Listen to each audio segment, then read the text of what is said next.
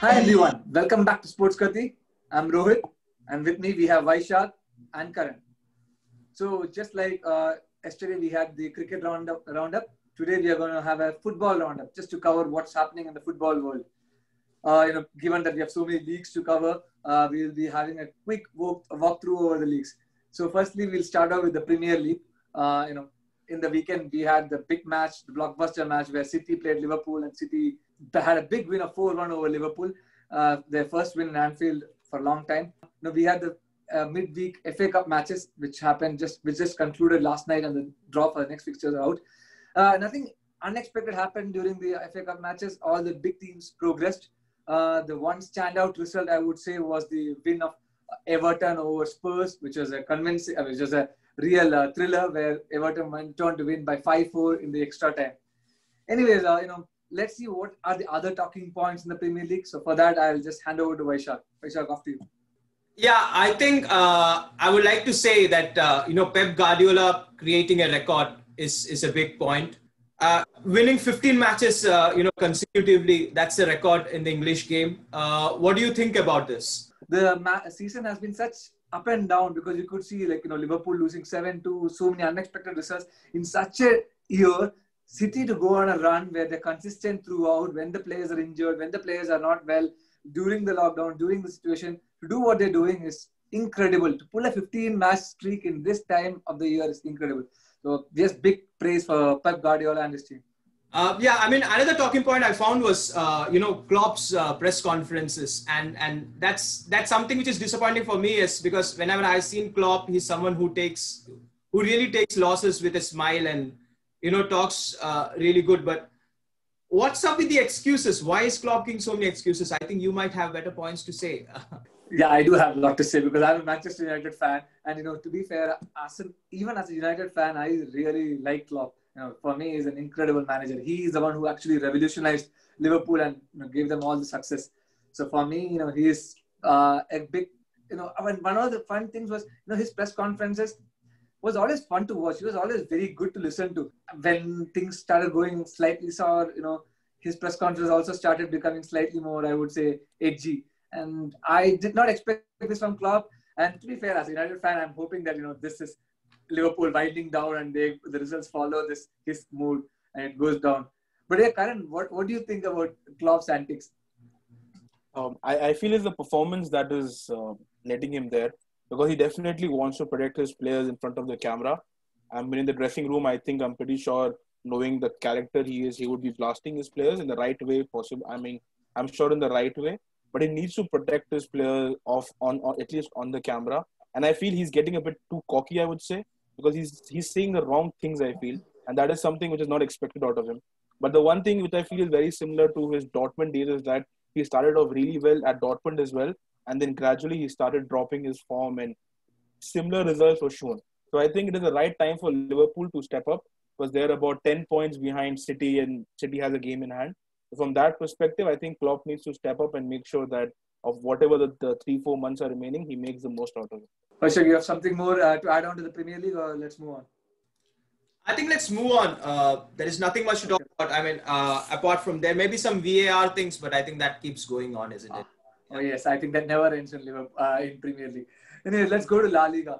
So I know the standings as of today in La Liga, it's like Atletico Madrid is running away with the title. I mean, I was actually surprised because I don't follow it so closely. And when I see the table, I see Atletico Madrid that is running away with the title. I mean, that's good. That's good to see that, there's a new winner there coming. But, recently there has been a rise of Sevilla. One big good news for Sevilla going forward in the second half of the season, the first half of the season has been disappointing, is that, they have the arrival of Papu Gomez from Atalanta. And that could be important for Sevilla on the way forward. If we look at the goal XG differences, without considering the penalty, they have been 6th or 7th 2 months back. Right now, they are up there 3rd. Only Barcelona and Real Madrid are above Sevilla in terms of goal difference. But the only thing is that the Atletico Madrid has been defying all the XG statistics and being first. And that is really surprising. I think it is that Luis Suarez is there and Joao Felix right now in Atletico Madrid are doing too good. and you can't take the credit out of Jan Oblak as well. So that's where I stand with in La Liga. So Sevilla and Atletico Madrid are the two interesting talking points over there. What do you think about it, Karan?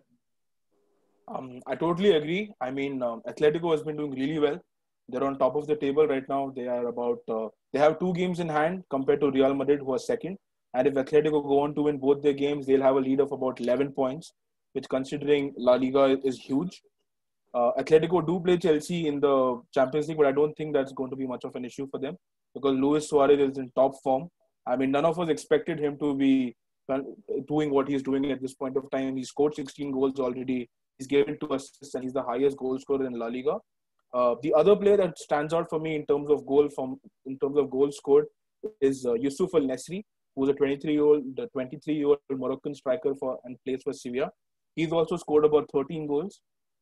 So that's good to see that Sevilla and Atletico have been doing well in La Liga. However, when it comes to Copa del Rey, it was astonishing for Barcelona to play a beautiful game against Granada and make a comeback and win that game 5-3 because they were losing the game about 2-1 at the end of the 88th minute, and then they equalized it and then they won the game in extra time. However, right after that round, when they played Sevilla on the 11th of February, they lost that game 2-0. And they wouldn't be happy to see Rakitic on the score sheet, but he scored against them as he transferred to Sevilla this season. So now in the second leg, Barcelona have a deficit of 2 goals which they have to cover up, whereas Athletic Bilbao and Levante had a 1-1 game, and the next leg starts at 1-1. So other than that, I think not much has been happening in La Liga, and I think Vaishak has covered everything else. Over to you, Rohit. Okay. Yeah. Yes. So one point I want to just say is that Koeman will be definitely not happy with where his players have gone and what they've been doing. What you mentioned about Rakitic or Suarez, it's interesting how they're performing when they go down the club. Anyways, let's move on to Bundesliga.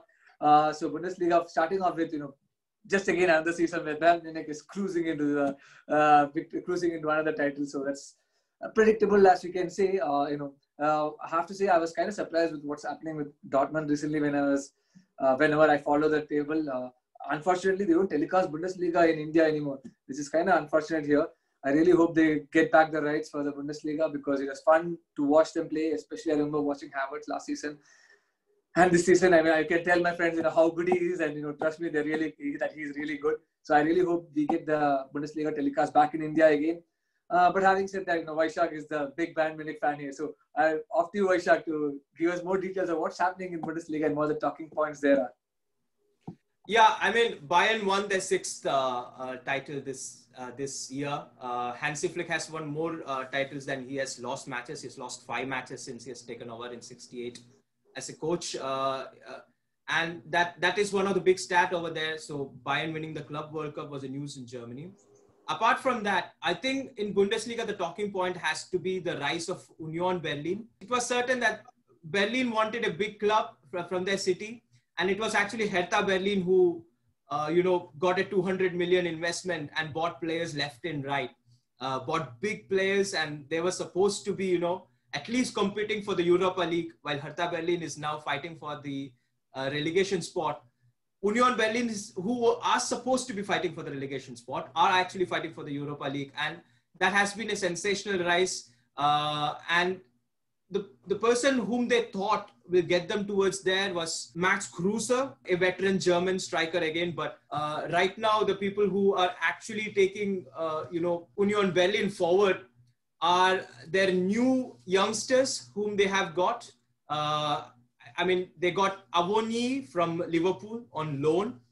He has scored 5 goals. You cannot forget Geraldo Becker in his previous few performances. He has been, really good as well. So there have been few good purchases from Union Berlin, and they have been doing good. And as you said, Dortmund, it was imminent that Lucien Favre had to be fired once they lost 5-1 to Stuttgart. Again, another team that has been playing good in Bundesliga, defying expectations. But Dortmund, their assistant coach at that moment of time has taken as an interim job, Terzic, and I don't think the team is doing good, with him. But said that, Dortmund has a very young team. It is also, it is not easy to, when you have youngsters in your team, to have a consistent performances, and that is what happening with Dortmund right now. So it is not something that is defying expectations. When you have a youngsters playing, it's always almost expected that they might play one day, they might not play one day.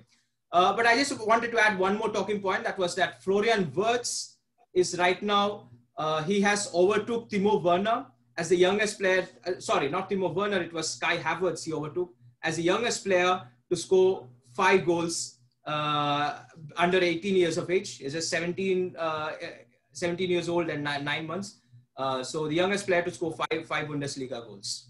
Karan, do you have anything to add? Thanks, Vaishak. I think he's covered everything when it comes to the Bundesliga. Whereas with respect to their cup, which is the DFB Pokal Cup, I was surprised to see Bayern Munich not there in the quarterfinals because they lost to Holstein Kiel 2-2. The game was 2-2, whereas it went to 6-5 in penalties and Bayern lost that game. It was a shock for me. However, the quarterfinals happened in the month of March, and Leipzig play Wolfsburg. I think that would be a good game. Whereas Dortmund, who are struggling a bit in form, even though Haaland has been scoring goals, he has 14 goals, and I think he's third on the Bundesliga table. But still, because as Vaishak mentioned, they're a young team, they still have that extra mile to go. Keeping that in mind, I think that Dortmund or Leipzig could be the favorites to win the cup, in my opinion. I think that wraps it up for German football. Over to you, Rohit. To be fair, when Vaishak did say about Union Berlin, I know he pronounced Union Berlin in the German way, the English way of saying Union Berlin. I have to just say that because I do play fantasy Bundesliga, and I do know that I picked a cheap defender and a goalkeeper from Union Berlin, and they have been returning me a lot of points. So I'm extremely happy with the form they are in. That's the only point I want to add up onto the my personal touch onto the Bundesliga part. Anyways, so now let's move on to the Italian league. For starters, Juventus is not on the top, so that itself is interesting. And apart from that, we have AC Milan back on top in Serie A. Apart from that, we have Inter Milan and Roma now coming up. So there's a very good, interesting title race that's building up there. Again, that's a league where the big strikers are, physically the big strikers. We have Zlatan, Ronaldo, and Lukaku. Take us through what's happening, what are other talking points, and what are the latest talking points in Serie A. So Vaishak, off to you. Roma, I think that's pretty interesting team for me. I mean, as much as I have seen, Italian game is supposed to be, when I say that, it's last 2-3 years, seasons have been different. They're supposed to be very slow, but it's very pacey. And one of the teams that defines that Italian kind of football right now is Roma. They have really good, they play on really good transitions. They play quick attacks, and that has been really, affecting their game as well. Just that they don't have, really good clinical finishers. Unlike when we're Milan, they have Zlatan, and when it comes to Juventus, they have that Ronaldo, and Inter has 2 in terms of Lukaku as well as Lautaro Martinez. Roma just doesn't have. Checo is not up to the form right now, and Patrick Schick, whom they thought was not good enough, went to Bayer Leverkusen this season as well. And Cengiz Under is I think is in Leicester City on loan. So their attack is something that, they might, if they have a good striker, I think if you look at the XG, their performances, what they have been showing Roma this season, they should be winning, the league. They are the best in terms of the XG difference. If you don't, take the penalty, without penalty on the XG difference, Roma is one of the best this season. And one of the key points is that their XG compared to last season per game, the XG that they create has increased from it was around 2 last season. Now it is around 2.2. Similarly, their XG against has decreased. It was 1.3 last season. Now it is around 1. So that is one of the reasons that they have slightly improved as a team as well. But we must also note that this is happening in a season where all the numbers have dropped. So if you look at Serie A, all the other clubs, they have dropped their numbers this season. And that is when Roma is performing better. And that is one of the reasons why, Roma has been so great. I just wish that they have a good striker, but they look to be the team to watch. It used to be Atlanta, but from what what has been happening recently, I think I would go on with Roma as the most exciting team to watch in Italy right now. I'll give it to you, Karan. I mean, I think you watched a bit more of the cups. There were a few interesting matches. Did you follow any of them? Thanks, Vaishak. Considering the Serie A, I think you've covered everything. When it comes to Coppa Italia, the one thing I would like to tell the fans is, unlike FA Cup, where the semi-final is a direct knockout, especially in the Spanish league and in the Spanish football and Italian football, it happens over 2 legs. So that is something different as compared to FA Cup. Whereas when the semi-finalists for this year's Coppa Italia were the 4 teams: Inter Milan, Juventus, Napoli, and Atlanta, where Inter Milan played Juventus and Napoli played Atlanta. The first game between Inter Milan and Juventus ended 2-1, where Ronaldo scored both the goals, and their second leg was a 0-0, which allowed Juventus to qualify for the finals. Whereas Napoli-Atlanta, the first leg was a draw, of a goalless draw, and the second leg ended 3-1 in Atlanta's favor. So Atlanta and Juventus will be playing the final for the Coppa Italia, which I think is in May. Other than that, I think Inter Milan is in good form, but it's AC Milan who have been stealing the limelight at this point of time. The whole thing with Ibrahimovic coming back in form at 38, 39. But I think that among the top 5 leagues in Europe, I think the Italian league, the Serie A, would be the most interesting, probably in a month from now. Over to you, Rohit. You just said that Zlatan is back in form at the age of 39.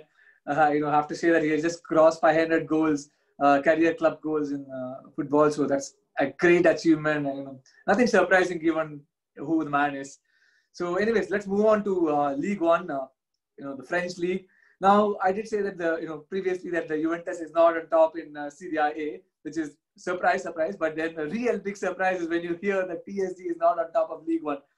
I know I have not been able to follow much of League One football. But then, given that from the beginning of the season itself, the PSG has been struggling a bit. I have just kept tabs on what they're doing, and so far, they have shown peaks of where they from. And because United did play them a couple of times, I did see the team a couple of times play also. So far from from the standings, what I can say is that the League One table is definitely interesting because, to be fair, Lille is leading the table, but that lead is only 3 points over PSG, and there's also Lyon in second position. So the title race for there is challenging. And one more thing that actually makes it more challenging is that Neymar has taken his sabbatical or annual sabbatical again, so he will not be available for the next 3-4 weeks. I mean, to be fair, he's injured now, so he will not be available for the next 3-4 weeks. So that might put more pressure over PSG, and especially given that they're going to play Barcelona in Champions League. So anyways, more League One insights. Vaishak, off to you. I think you had touched upon most of the things.